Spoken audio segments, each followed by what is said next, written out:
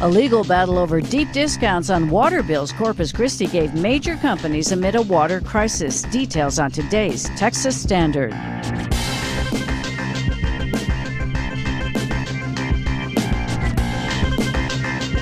Texas Standard is a production of KUT Austin, KERA North Texas, Houston Public Media, and Texas Public Radio in San Antonio. I'm Angela Kocherga in El Paso. Also ahead, why some of the new power plants for data centers are using the same permits as dry cleaners and auto body shops that don't require an environmental review. Also, a new effort to help more students in foster care get degrees. Plus, what rising beef prices mean for Texas restaurants, taco trucks, and customers. And as the semifinals kick off, analysis on the big matches as the World Cup winds down. All that and more on today's Texas Standard. No matter where you are, it's Texas Standard Time on this 14th day of July, 2026. I'm Angela Kocherga in El Paso, and so glad you can join us. Fights over water rights are nothing new in Texas. Here in the desert southwest of El Paso, we've worked hard to conserve the precious resource.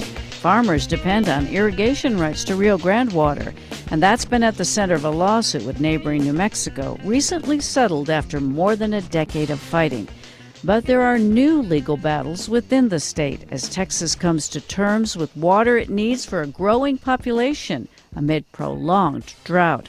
One lawsuit in East Texas that's getting statewide attention involves a Dallas investor with plans to pump billions of gallons out of the Carrizo-Wilcox aquifer every year. David Brown will have more on that a little later in the program. But first, we turn our attention to Corpus Christi, coping with a water crisis there. The coastal city is home to major industry, and for at least a decade, some of the world's wealthiest energy companies got deep discounts on city water. Locals paid the $100 million water bill to subsidize industrial plants. 3 years ago, Corpus Christi officials doubled the water rates of those companies to correct the imbalance, and that's led to a lawsuit. Here to tell us more is Dylan Badur, who reports for Inside Climate News. Dylan, welcome back to the Texas Standard. Thanks, Angela. Well, how do we know that these companies were getting this deal, and which companies were involved exactly? Well, city leaders like the city manager tell us straight up about this deal that it's an imbalance going back 10 or more years. Primarily, this is an effort led by Valero, a big gasoline refiner, and Citgo and LyondellBasell. So for folks who've been to Corpus Christi, you go in on Interstate 37. Those are the old refineries lined up right there at the entrance to the city, what they call Refinery Row. So that's where this conflict is situated. Well, what arguments are these companies making about why they should be paid back for the raised rate, and what is the city saying in response? Well, the companies say that it's not fair to raise prices, that the low rates they paid for all those years, they say were justified because their facilities are located closer to the water treatment plant, so they shouldn't have to pay distribution costs for the entire city also. City officials say that's not how it works, that the entire system is pressurized and everybody pays into the same system. Even if a water tower, they say, is 10 or 15 miles away and it goes down, it would affect the water pressure at these refineries. So that explains the rate raise. This is all going to be hashed out, in the hearing this week. Yeah, well, we've heard about financial incentives to encourage companies to set up shop. These are obviously long-term refineries that have been there for a long time. But are these resource incentives, like water subsidies, normal? They probably are normal. It really is a case by case, but pretty much anywhere you look, small city or county, there's a pretty generous, incentive package anytime a big company wants to set up shop. In Corpus, the problem is that water is scarce. It's semi-arid. It's on the edge of the Wild Horse Desert. And they're competing with regions like Houston, Port Arthur, Louisiana, areas where water is much more abundant, so it's cheaper there. And that's why they felt like they had to offer these discounted rates to make it more economical for these companies to set up shop in their region. Well, what are the implications for the results of this legal challenge when it comes to Corpus Christi's water situation overall? Well, the companies are asking for an $80 million refund going back 2 years, which is bad news for Corpus because, I mean, they're desperately trying to raise funding for these emergency water projects that they've got going on. Their credit ratings and their outlook for both the city and the utility have faced downgrades. So, their financial future is not looking all rosy. So in short, they need money and they need water. And these industrial customers prevailing would be bad news on both of those fronts for them, particularly having to pay out that $80 million as it relates to their ability to build new projects moving forward. Well, you've been covering this extensively. What are you hearing from some of the local residents who are concerned about water rates? Local residents are very upset and irritated with this situation. Corpus has a pretty sharp dynamic with the local industry where most people there either love them or hate them. And this certainly only exacerbates that friction. There's definitely a feeling that local people have been taken advantage of, doing things like funding these water supply subsidies for big corporations, and that the industry has played a pretty big part in driving the region towards the water crisis that they confronted earlier this year. But I do think there's a lot of hope among city leaderships that they have a strong case with these water rates and that the judge will take their side during the proceedings this week. Well, what are you keeping an eye on, not just with the lawsuit, but long term? And does this have implications beyond Corpus Christi?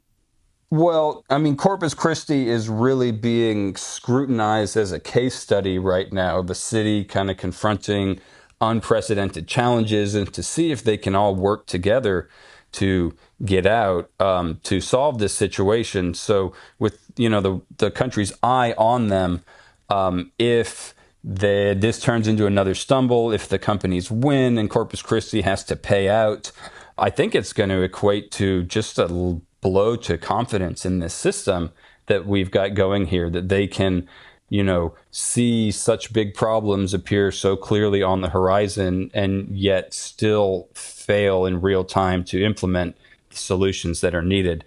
So symbolically, I think there's a lot at stake here. We've been speaking to Dylan Badur, who reports for Inside Climate News. Dylan, thank you so much for your reporting and sharing your insight. Thanks for having me.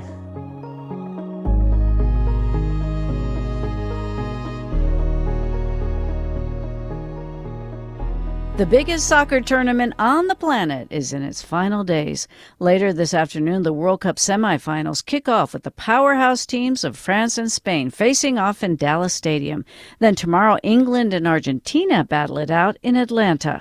For more analysis on what to expect as the World Cup winds down, Jimmy Moss joins us again. He's the co-host of KUT's soccer podcast, Vamos Verde, and World Cup Today, a twice-daily tournament update heard on public radio stations across the country. Jimmy, welcome back to the Texas Standard. Thank you for having me. Jimmy, let's start with you giving us a preview of the semifinal games. Well, I will say Argentina has had this habit in the knockout rounds of leaving it very, very, very late to determine an outcome, which so far has not tripped them up to a degree. Lionel Messi still comes through. Actually, the big hero on over the weekend was Julian Alvarez, who, nailed a shot so good that no one could accuse them of being fixed. Which has been an underlying current among Argentina haters, I should say, not necessarily the fans, but since their win against Egypt 2 rounds ago now. So anyway, that Argentina's ability to somehow pull a rabbit out of the hat just toward the very end. England also kind of has maybe played really great for about 45, maybe a half total out of that is a half 45 minutes. So it's a strange. They're in the end. They're just kind of getting by on just sheer talent. Meanwhile, you have the other semifinal with France and Spain, and they're sort of they are the runaway favorites going into this tournament with bookmakers, and here they are meeting in a semifinal. So one of the thought to be champions is going to go down today. Well, what are you going to be watching for in the France-Spain match later today in Arlington? Well, this is sort of like two, unstoppable forces. France has outscored their opponents, I think, 16-2 in this entire World Cup run of theirs. No game has been. Paraguay is the one game that was close. That was a 1-goal win. The rest have just been relative soccer speak blowouts.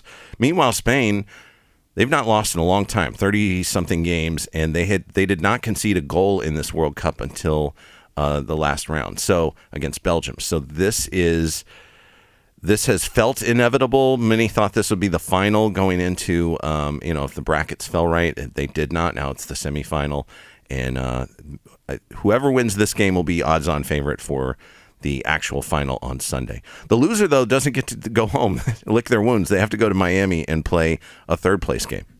Oh, okay. Well, you mentioned the game tomorrow with England and Argentina. Who do you have winning that game?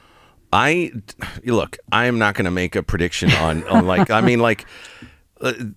Argentina has been to several finals. Lionel Messi has played in so many knockout round games that I think he now owns the record for them, appearances in knockout round games. England, what a story that would be. 60 years since their only World Cup win. Nobody necessarily likes to root for either of those teams, but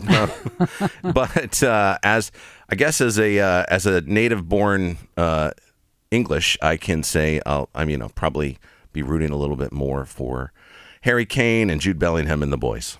Oh yeah, I just have to ask you, Jimmy, since it's winding down, any thoughts from you on this World Cup?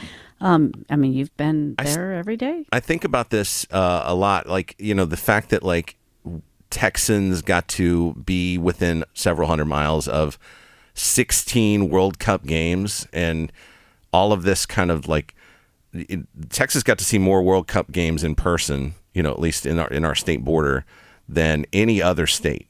No one even came close. And LA got to start the tournament, but they shut it down last round. Texas gets a semifinal in Arlington today. It's kind of, I don't know, it says something about where Texas is in 2026 versus where it was in 1994, and maybe in another 30 years when they host again, who knows what Texas will bring. Yeah, well, for those of us who didn't get to attend a game, you really have helped us feel like we were there. Jimmy Mas is co-host of KUT's soccer podcast, Vamos Verde, and World Cup Today, a twice-daily tournament update heard on public radio stations across the country. Jimmy, thank you so much. Thank you. About 18 minutes past the hour, Texas Standard Time, and there's much more ahead when the Standard continues.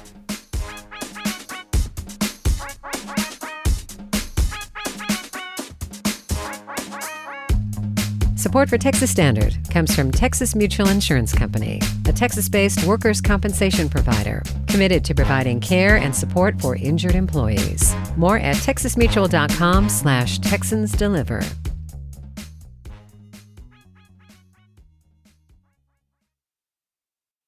It's the Texas Standard. I'm David Brown. If your favorite taco seems a little pricier these days, blame the cattle market. America's beef herd is now the smallest it's been in decades, driving up the cost of everything from brisket to barbacoa to carne asada. Houston Public Media's Natalie Weber has more. ¿Cuántos taquitos eran? 6? Lucinea Canifer Vasquez is ringing up a customer at Monchi's, a taqueria in Houston. Her mother owns the restaurant, which opened nearly 20 years ago. Vasquez says beef prices have increased by about $2 a pound since last year. In response, she says the restaurant has had to increase its prices, including for its Taco Tuesday special. We increased 50 cents. That hurt my heart, but we had to do it. According to the U.S. Department of Agriculture, wholesale beef prices were up nearly 16% from May of this year compared to the same time last year. And the USDA says those prices are expected to increase by more than 9% in 2026. Taqueros across Texas say these price hikes are the latest hit to business, amidst a backdrop of rising fuel costs and inflation in general. Kelsey Erickson-Streufert with the Texas Restaurant Association says it's harder for these businesses to offset rising costs with higher prices. They really can only raise that price so much before a big benefit of the taco, which is its affordability, disappears. Mando Rayo, who hosts the Tacos of Texas podcast, says taco trucks in particular are struggling. They can't purchase in bulk in the same way that a taco chain or even a singular brick-and-mortar restaurant could. And, Rayo says, they're even less likely to raise their prices than traditional stores because they often rely on a small customer base in a specific neighborhood. They'd rather be loyal to their community and to their neighborhood than to raise prices by even $1. Taco trucks are as much a part of Texas culture as cowboy boots and hats. On a recent Thursday morning, 26-year-old Alonso Peraza wiped down the counter of his food truck, Trap Tacos. Peraza says he shops at different food suppliers to try to reduce his costs. Still, he hasn't changed his menu or his prices. People come to me for the flavor, for the meat. I don't want to change that. Back at Monchi's in East Houston, a steady stream of customers comes in and out of the restaurant between the breakfast and lunch hour rush. Vasquez says she's noticed some customers turning to cheaper options like chicken and pork. But not everyone is changing their order. Jesse Rojas, a regular, says his favorite taco filling is steak fajitas, even with rising prices. If it calls, but you only live once, so you might as well eat. You know what I mean? And that, he says, is what keeps him coming back. I'm Natalie Weber in Houston.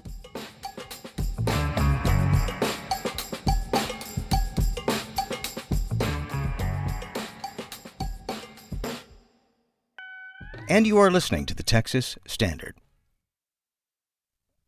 For as long as most Texans can remember, there have been local skirmishes over water rights. But there's a serious battle happening in East Texas right now that's getting statewide attention, and it involves a Dallas investor named Kyle Bass. Bass has a plan to pump billions of gallons out of the Carrizo-Wilcox aquifer every year, but that idea has been hampered by the local groundwater district. In May, that group put a pause on all major water projects. Well, now Bass is suing the groundwater district to get that pause lifted. Joining us to tell us more, Jess Huff, Lufkin-based reporter for the Texas Tribune. Jess, welcome back to the Texas Standard. Hey, thanks for having me. Well, tell us about this plan and Kyle Bass, who wants to pump this water out from underneath land he owns in East Texas. What are you hearing about how much and why he wants all that water? Yes, sir. So the plan that he gave to the groundwater district was that ideally there would be more than 40 high-capacity water wells installed in Anderson, Houston, and Henderson counties that, when fully realized, could drain nearly 16 billion gallons of water from the aquifer each year. The idea that I have understood is that he is trying to solve the water crisis that many other parts of our state are dealing with by transferring the water from East Texas, which is a water-rich region, into the drier parts of the state. Beyond that, we're not entirely sure exactly where the water would go or who is buying it, but that's what he has said. Wow. Okay, well, in terms of what the local groundwater district is trying to do here, what rationale have they given for putting his plan on pause? And not just his plan, all large-scale projects in the area. What are they saying about that? Yes, sir. Well, his project is the only one that really qualifies for the moratorium, for what I understand. The idea is they want to have a better understanding of what's happening in the aquifer. They want to have a better idea of the impact on the aquifer and the people who rely on it. So they've put a pause until they can study it, till they can come up with some better answers than what they currently have. So this is just the groundwater district's attempt to understand that by themselves. Well, is there any question about whether or not, notwithstanding this moratorium, he owns the land and he should be able to have access to the water beneath that land? Is there any question about that? Yeah, I don't think that there's question about whether he should have access to the water. I think the bigger question is how much is reasonable for one person to take from one area. And I think that is where the debate is stemming, at least from the side of East Texans, is, if he were to drill a personal well to, provide for a house or to provide for a ranch where he's raising cows or something along those lines, I don't think there would be the same consternation as there is for how much he's, proposed may come out of those wells. Well, what about everyday folks? Has there been any sort of pushback from the public at large? Yeah, no, this has been a very significant issue in East Texas. The entirety, it felt like, of 2025 was spent debating the use of water in East Texas, and it wasn't even just related to this issue, but several water-based issues, all with the idea of exporting it or sucking it up in large quantities. The hotter issue at the moment is the data center issue. But even with all of the data center questions and concerns, East Texans in the last 2 weeks have again reignited that concern over what Mr. Bass is proposing. And so their fears are that their wells will dry up and that they'll either have to dig deeper, which would cost thousands of dollars, or they're going to have to find a new place for the wells or find a new home. If Bass prevails in this lawsuit to end the moratorium, what does that mean for his proposed project? The next step would be going to the State Office of Administrative Hearings. And if they make it through that process, which, I have heard from experts in the area say that could take months or years, but it could also be done rather quickly depending on what's presented. The timeline sort of becomes unsure at that point, but if they receive the approval from the State Office of Administrative Hearings, then they could begin doing their initial studies. And if those initial studies, tell them what they want to see, then they could move forward to pumping, and they would have the approval to pump up to that 16 billion gallons. Jess Huff is a Lufkin-based reporter for the Texas Tribune. It's a fascinating story, and we're going to link to it at texasstandard.org so you can read this in further detail. Jess, thanks so much for taking time to talk with us on The Standard. Yeah, thanks for having me.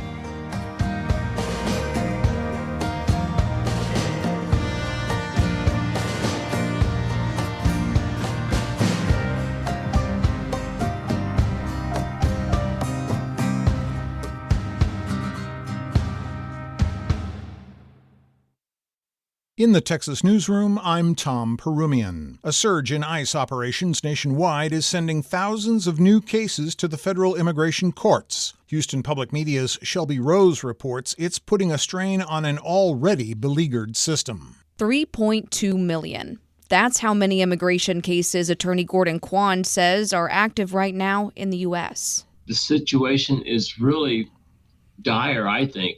The solution, Kwan believes, is for the federal government to revert to earlier operations that targeted known violent criminals first and foremost. But the reality is that everybody's being caught in this net, and it is overwhelming the system as is.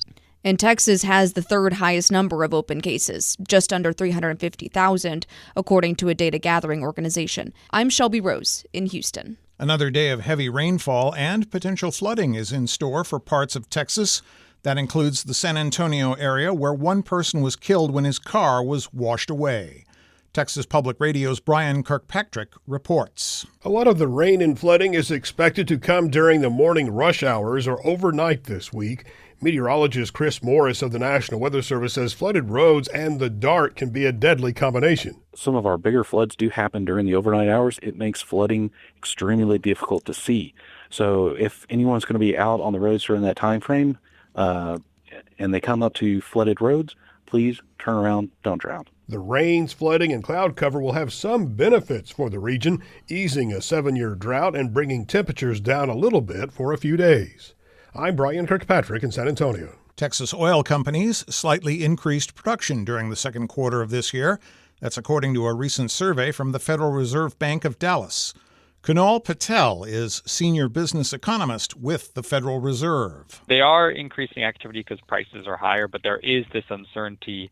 And a lot of it has to do with the fact that this is a supply-side shock, not a demand-side shock. Oil prices have fluctuated throughout the war with Iran amid uncertainty over shipping disruptions through the Strait of Hormuz. Blastoff is scheduled for Thursday afternoon in South Texas for the next flight of Starship. SpaceX just got the clearance from the FAA after the agency completed a review of the launch in May. That mission was largely successful, but the booster ended up crashing into the Gulf instead of making a soft landing. It's a big day for World Cup fans in North Texas. Spain and France face off this afternoon at 2 o'clock in Arlington for a chance to advance to the championship game. I'm Tom Perumian in the Texas Newsroom. You're listening to statewide news from public radio stations across Texas. This coverage is only possible because of support from listeners like you. You can help sustain and grow Texas news coverage by donating to your local public radio station today. You've got it tuned to the Texas Standard. I'm Laura Rice. Just 5% of Texans with experience in foster care have a college degree or something similar. That puts them behind most other subgroups in the state. That number and the reasons behind it are from a new landscape report by the nonprofit Education Reach for Texans and funded by the Texas Higher Education Coordinating Board. Sheila Bustillos is co-founder of the nonprofit and a co-author of the report. Sheila, welcome to the Texas Standard. Thank you so much for having me, Laura. It's important to maybe start out by saying that low rate of achievement isn't because of lack of ambition from students who've experienced foster care. Can you talk about the disconnect between their higher educational goals and achievement? Many of them want to go to college. That's not the problem. What we find is that even with a tuition waiver in the state of Texas and state-mandated foster care liaisons, their outcomes still remain poor. We often have access issues. Students with experience in foster care have very low graduation rates from high school. I think many of them have trouble gaining access into higher ed. We have several students that really, they're not math or reading ready. But most of our students are entering at two-year institutions. So they're coming into a two-year experience. And for some reason that we're trying to dig into further with other research, they're just not staying there at as high of rates as they're staying at four-year public institutions. Yeah, let's break some of this down a little bit. I mean, You mentioned there are some state policies and programs in place to help Texans who've experienced foster care seek higher ed. One was this foster care tuition waiver, which eliminates tuition and fees for some eligible folks. So why aren't more people using that? We know that of students who are enrolled and eligible for the waiver, 40% are currently not using it. We are very confused by that because they have free education and they're not accessing it. So a couple of things are the issue. The waiver is not automated. So from the Department of Family Protective Services, we don't have a list of students who are eligible for the waiver. Students have to contact their caseworker, get a letter saying they were a ward of the state. They have to take it to the institution, usually to the bursar's office, hand it to them, and then they process their waiver. It's a difficult process. It's hard for some of them to navigate, and many of them we've heard from people with experience in care just give up. So what we want it to be is automated from the state. Another issue is that you might not know you have free college. They could have entered the military and they're using a different kind of waiver. But what we do know is that there's a problem here that we need to solve. And then there are other financial burdens that students face. You also flagged this, housing and other basic needs that they're struggling with. Our students don't really have what we call family privilege. I've seen a student that needed dental work and it's put them behind on their bills. So one trip to the doctor can cause a domino effect on their budget that might not be resolved by calling their parents, right? Or checking in with a family member or asking, or even borrowing money and getting a cosigner. I mean, none of those options are available to them. So we are underestimating their need in higher ed. They have more benefits than they're able to accept due to calculation issues. So to not be complicated, really, it's like, let's say you had 5 scholarships, but you could only accept 1 because your cost of attendance was maxed out. So they are leaving money on the table when they attend higher ed, and that's a problem. Well, you also mentioned early on this idea of college liaisons, and the idea here is that the state has thought about this. It can be hard to be the first one in your family who is going into higher ed, but these liaisons aren't really connecting with students. What are the gaps here? All of our students with experience in care have been in foster care. They are protected by the state. When they turn 18, the same should be true to them. Yet a lot of these supports that we have are unfunded for them. And there's a lot of fundraising efforts, a lot of amazing community work, but the liaisons are struggling. So what we found with our research is that we learned that 88% want to be the liaison. They are really excited about their role, but only 4% of them got their job duties reduced to free up space for the new role. So it's a side gig on top of their regular job. And liaisons also want more training and support to understand how to identify and connect with students. So it shouldn't be surprising that our research revealed that the liaison legislation has not resulted in improvements to retain students. But what we did find in these four-year institutions is that with a robust campus support program, they have 40% higher retention rates than campuses without these supports. So it's important. Well, I imagine from this report you guys are putting together policy recommendations as we approach another Texas legislative session. Do you feel like you have lawmakers' support to move forward with some of these ideas? Absolutely. I mean, the state has been a huge support for us. And so really what we're looking to do is expand the waiver and have it automated and to have legislative support for that. Also, mandate that cost of attendance be increased for all students with experience in foster care at all public institutions. And then to help us fund campus liaisons. Sheila Bustillos is co-founder of the nonprofit Education Reach for Texans and co-author of the report about barriers to higher education for students who've experienced foster care. We'll share the report at texasstandard.org. Sheila, thank you again. Thank you so much. It's good to be on the show. Support for Texas Standard comes from Texas Realtors, providing representation at every stage of the home ownership journey, helping clients understand their options and manage complex transaction details. Info at texasrealestate.com. It's the Texas Standard. I'm Angela Kocherga. For people who are unhoused and living on the streets of San Antonio, a small injury can become a serious medical issue, and that can lead to extreme pain, severe infection, or even amputation. That's why a team of nurses and healthcare workers is taking medical care beyond the walls of traditional clinics. Texas Public Radio's David Martin Davies went out with the San Antonio street nursing team to see what it means to practice medicine on the street. Alicia limped with her rolling walker to the corner of Zarzamora and Chihuahua, where the street nursing team is set up on this hot Wednesday. The 64-year-old is wearing an oversized black T-shirt.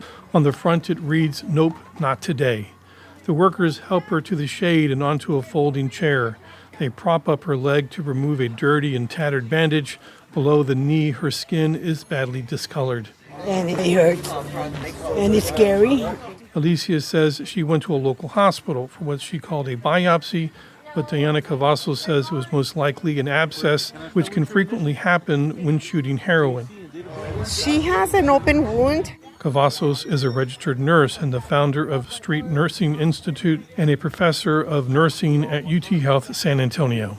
It's an abscess that was not, healing properly. Wearing blue latex gloves, she carefully cleans Alicia's leg and tells her that it's not infected. Alicia said she first went to a hospital ER. She said they told her they would treat her and then find her a place to recover, but she said that's not what happened.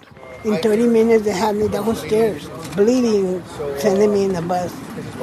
I was crying because the people didn't want me to get in the bus because they saw me bleeding. Somebody said that I had MRSA and I was going to give it to everybody. MRSA is a highly contagious bacterial infection that resists many common antibiotics. Cavazos applied fresh white bandages, but because Alicia lives on the street, she's going to have a hard time keeping the wound clean. The healing process is really, really hard under these conditions because the hydration, the food that they have or not have, the walking, the heat, just the hygienic conditions are minimal. So. Several feet away, a man is being treated for the multiple abscesses in his arms and legs. It looks like he was the victim of a vicious dog attack, but it was caused by injecting heroin. During an injection, if the user misses the vein, the drug enters the muscle and creates an environment in which bacteria can multiply. Up and down his arms and legs, the nursing team is carefully cleaning where the abscess ulcers have erupted and wrapping his thin, tattooed limbs in bandages and gauze. Yes, I'm blind due to addiction and diabetes. Armando is 27 years old. He said he allowed diabetes to spiral out of control and didn't receive treatment for it. Living in the streets under a bridge, I just never really took care of it. Armando said as a teen he left his family and became homeless by choice. I met this girl, right, and so I chose her over my family, and I decided to stay with her in the streets because she was homeless. And he became addicted to heroin. When I first started using heroin, I was about 16, 17. Armando is now in addiction recovery. He is sober and trying to manage his diabetes. I'm on medication for it. But he's also dealing with hepatitis C, which is commonly contracted through the sharing of needles. Armando is getting help from Corazon Ministries and is staying at one of their affiliated treatment facilities. He is no longer using heroin and is prescribed Suboxone, which reduces cravings and withdrawal symptoms. I'm David Martin Davies in San Antonio. And tomorrow, David Martin Davies reports on how the state of Texas is looking at addressing and preventing homelessness.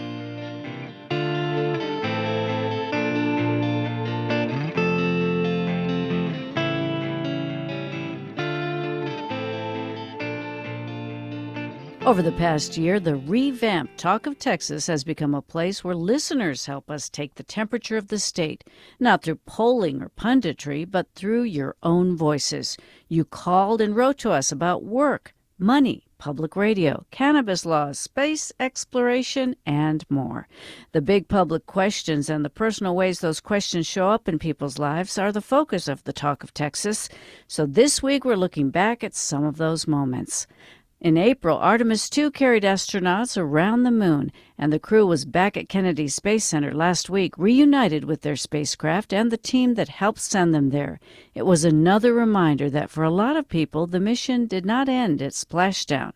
As part of our look back at the year of the revamped Talk of Texas, Wells Dunbar returns to the Texans who saw in Artemis something bigger than a space flight: ambition, memory, and wonder. This past year, the Talk of Texas has been about hearing Texans in their own voices, what they're worried about, what they're excited about, and what still manages to make them stop and take stock. I'm Wells Dunbar with the Texas Standard, and as we look back on this first year of the revamped Talk of Texas, one moment that brought out a real sense of shared wonder was Artemis II, NASA's first crewed mission in a new era of lunar exploration. Here in Texas, with Houston at the center of human spaceflight for generations, these missions can feel remarkably close to home.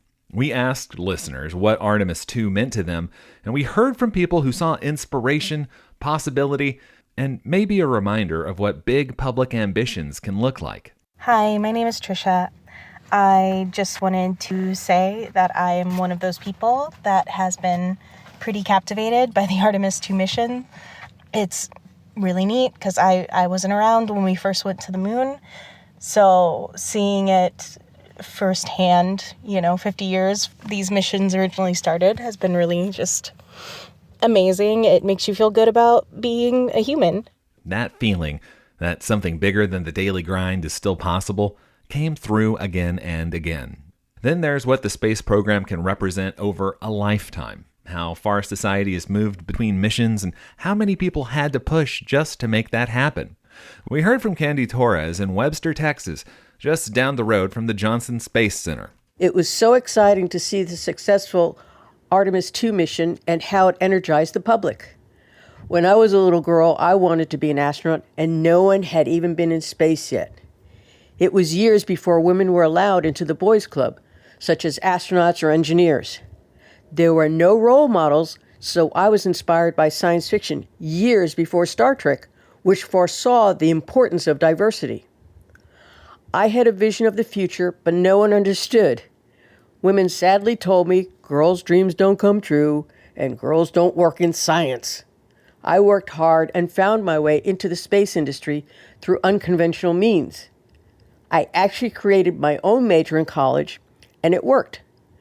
My contributions were on an important pre-Hubble Space Telescope, space shuttle operations, and International Space Station flight control. Dream big because they give our lives purpose. Space exploration is more than adventure. It is knowledge and human cooperation that improve the world. Dream big because those dreams give our lives purpose. That may be the simplest case for missions like Artemis 2, the idea that seeing people reach outward can still move something inward here on Earth. I'm Wells Dunbar, and this is The Talk of Texas. Support for Texas Standard comes from Texas Mutual Insurance Company, a Texas-based workers' compensation provider committed to providing care and support for injured employees. More at texasmutual.com/TexansDeliver. Support for Texas Standard comes from University Extension at UT Austin, offering open enrollment to a wide variety of UT's undergraduate credit courses that can be taken by anyone from anywhere. Learn more at extension.utexas.edu.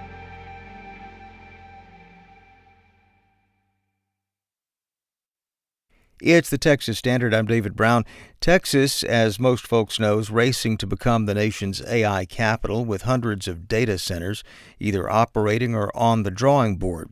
But a new investigation from Floodlight finds many of the power plants built to support those facilities are being approved under permitting rules more commonly used for dry cleaners and auto body shops, often with little public notice or environmental review. The reporting raises questions about whether Texas's regulatory system is keeping pace with one of the state's fastest-growing industries. Joining us now, Brad Racino. He is editor-in-chief of Floodlight. Brad, welcome to the Texas Standard.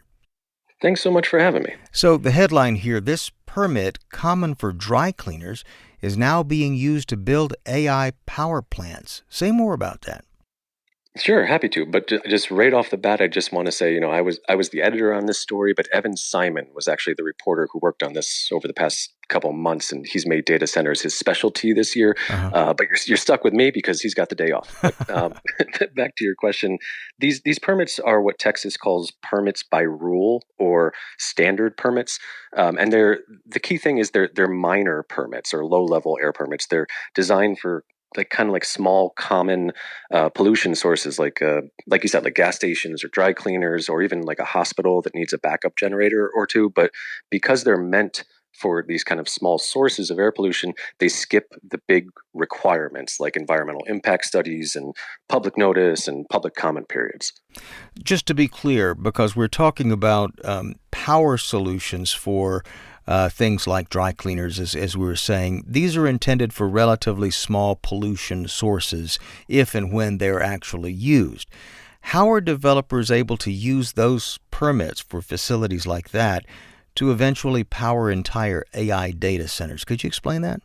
Yeah, it's a good question. It's a lot of what the story is about. There's a couple of ways. So first, there's a kind of scale creep happening here. The permit was made for one or two backup generators, say, but our reporting found that these data centers are using them for sometimes dozens of these generators. The Stargate project in Abilene, for example, got minor permits for 10 turbines and 62 backup diesel generators, and then they eventually applied for a major permit. But by that time, these projects are well underway, and they're really hard for the public to stop or even for regulators to say no to, apparently. A second way is that the developers can kind of finagle their estimated emissions numbers to stay just under the line that these permits require. More than half of the data centers that we looked at reported estimates that were just barely below these thresholds that would trigger a different kind of permit and public input. Like we found this one facility in San Antonio, I'm forgetting the name of it, but it's outside of San Antonio, that had estimated 99.8 tons a year of a certain pollutant. And it just so happens that the threshold that would require public involvement was 100 tons per year. We found this over and over again. Mm-hmm, mm-hmm. So sort of a small first, big later strategy, I think, is a description that was used in the story. Is it technically a legal use of the permitting system, or is this a violation of the spirit of the law, if not the letter of it? Yeah, that's kind of the central tension in the story. And I just want to be careful because I'm not a lawyer. I'll just kind of stick to what experts told us, which is that, there is a pattern here. Like I said, Stargate got these minor permits in year one, and then they came back the next year with a major permit for a bunch more turbines and generators. And a former TCEQ staffer who we spoke with, that's the Texas Commission on Environmental Quality, he told us that he sincerely doubts the company made some last minute decision to suddenly expand.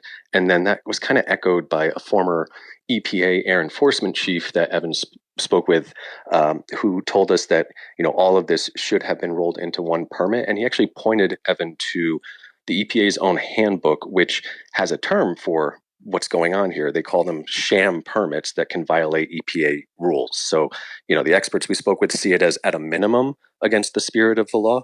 But I should say for its part, the TCEQ agency itself told us that it only issues air permits that comply with state and federal rules. Well, I know Texas leaders have been talking a lot about making AI infrastructure a big economic priority, but as you may have heard more recently, Governor Greg Abbott has been calling for a crackdown as, public pushback has been building here.